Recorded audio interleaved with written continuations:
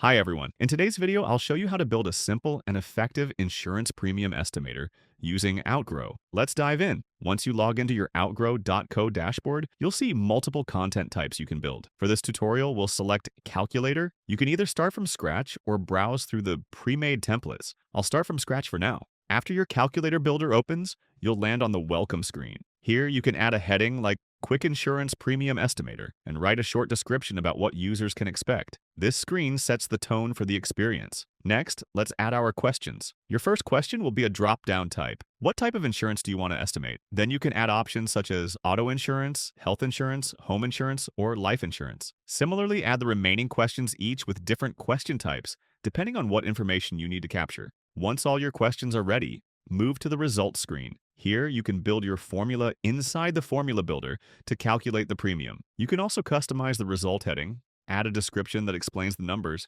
and include an image or icon to make the result visually appealing. If you want multiple result variations, you can easily duplicate and customize result 2 as well. When everything looks good, click on Preview to test the calculator. And once you're satisfied, hit Go Live to publish your insurance premium estimator. And that's it. That's how you can quickly create an insurance premium estimator on Outgrow. Ready to get started? Sign up for Outgrow's free trial and start building today.